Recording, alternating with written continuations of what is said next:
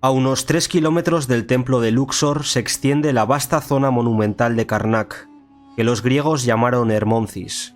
El yacimiento arqueológico comprende 3 áreas separadas entre sí por cercos de adobe. La más grande es la central. Encierra el dominio de Amón y cubre una superficie de aproximadamente 30 hectáreas, que Diodoro de Sicilia nos describe como la más antigua.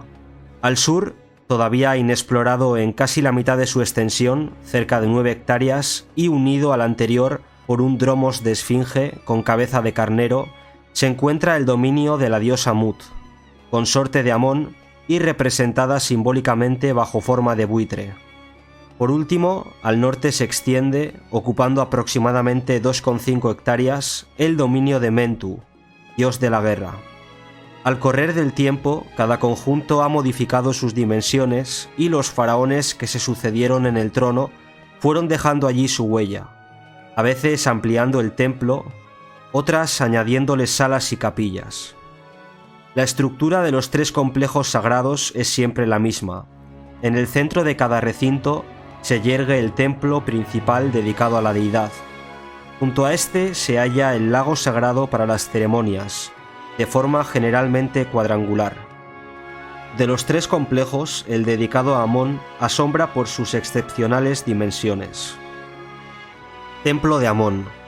Por su complejidad arquitectónica, este imponente templo puede servir de base para el estudio de la evolución de los estilos desde la dinastía XVIII hasta la caída de los Ramésidas. Una corta avenida de crioesfinges conduce hasta el primer pilono, 113 metros de ancho con un espesor de 15, que constituye la monumental entrada. Está desprovisto de decoraciones y se remonta a la dinastía de los Ptolomeos. Las esfinges con cabeza de carnero, animal consagrado a Amón, representan al dios que protege al faraón, cuya imagen aparece entre las patas delanteras del animal. El primer patio que encontramos, llamado Patio Etíope, se remonta a la dinastía 22.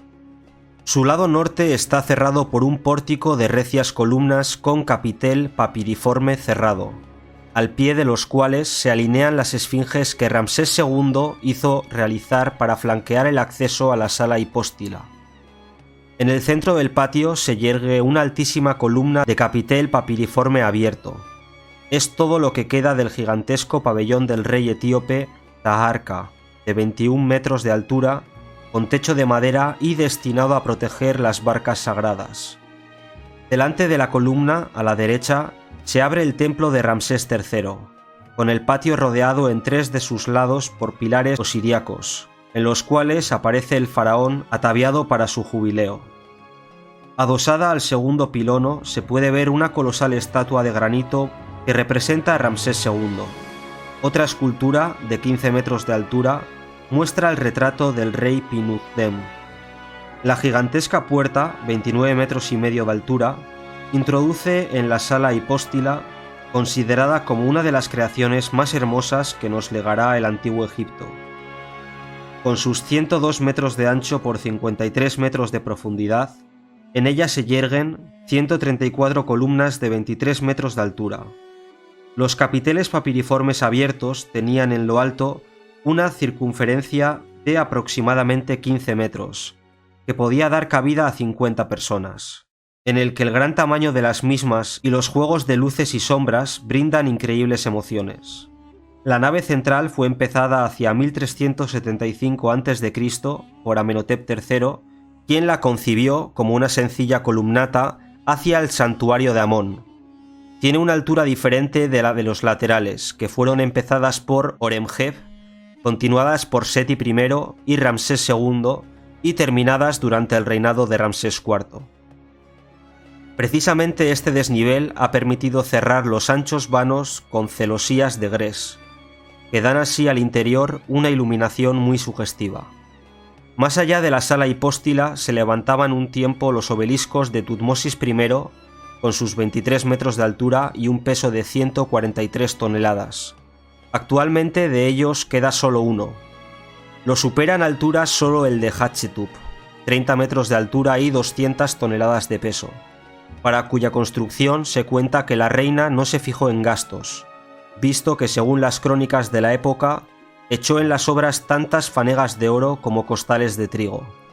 Dejando atrás el quinto y el sexto pilono de Tutmosis I y Tutmosis III respectivamente, se llega a ese singular recinto que es el Ak-Menú de Tutmosis III, conocido también como Templo de Millones de Años. Una hermosa sala hipóstila o sala de los festivales, con 2 hileras de 10 columnas, cuyos fustes están pintados de rojo oscuro a imitación de la madera, y una fila de 32 pilares cuadrados decorados con escenas. Pocos restos de pinturas del siglo VI, sacados a la luz en algunos pilares, nos cuentan que esta sala fue transformada en iglesia por los cristianos. El lago sagrado. El lago sagrado del dominio de Amón tenía 120 metros de longitud y un ancho de 77 metros. Lo rodeaban varios edificios, los almacenes, las casas de los sacerdotes e incluso una gran jaula para las ocas, aves consagradas a Amón. Todas las mañanas en esas aguas se purificaban los sacerdotes antes de dar comienzo a los ritos sagrados. Templo de Ptah. El templo de Ptah fue reconstruido con piedra caliza por Tutmosis III sobre un preexistente templo de adobes del Imperio Medio. Hoy su pórtico con columnas de capiteles compuestos se yergue todavía adosado al muro norte del recinto principal de Amón.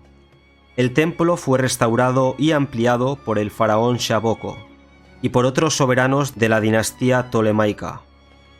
La estatua de la diosa León Sekhmet, esposa de Ptah, se conserva en la capilla de la derecha. La diosa está representada con el ureus y el disco solar encima de la cabeza. Sekhmet encarnaba el poder destructor del sol.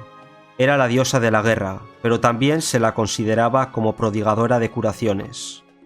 Museo en plein air. Las excavaciones e investigaciones llevadas a cabo en Karnak casi ininterrumpidamente durante decenios han permitido sacar a la luz extraordinarios monumentos que constituyen un inestimable patrimonio solo en parte expuesto en los museos del Cairo y Luxor.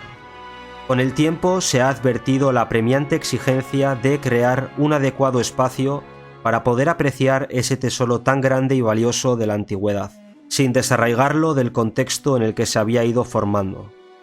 Y así nació la idea del Museo en plein air, al aire libre, un área institucionalmente definida y consagrada a la conservación y exposición de inapreciables elementos de la estatuaria y la arquitectura monumental. En ese auténtico y espectacular campo de piedras, realizaciones ya olvidadas y piezas encerradas durante largo tiempo en depósitos y almacenes han vuelto a ver la luz, dando comienzo así a un completo y debido redescubrimiento. La joya más importante de este museo es la Capilla Blanca de Sesostris I, uno de los monumentos más antiguos de Karnak, cuyos relieves figuran entre los mejores del Imperio Medio. Cuando durante la campaña de excavaciones para recuperar el tercer pilono, Henry Chevrier descubrió sus restos, quedó profundamente impactado por su belleza. Tanto es así que en 1938 quiso trabajar personalmente en la reconstrucción de esa refinada y elegante capilla de pilares. No se sabe a ciencia cierta dónde estaba emplazada, pero sí que fue desmantelada por voluntad de Amenhotep III, y que representó uno de los elementos más significativos del templo de Amón, extremo testimonio de su originario esplendor.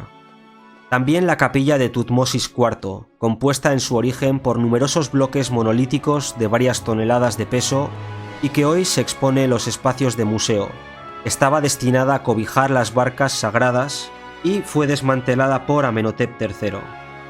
Los distintos elementos que la componían, si bien gigantescos, fueron dispersados o conservados en desorden en el área del tercer pilono. Su montaje se presentaba, pues, como una tarea sumamente interesante y sugestiva, pero destinada a un resultado fragmentario e imperfecto. Por ello, la definitiva y lograda reconstrucción de la capilla se consiguió solo en 1996.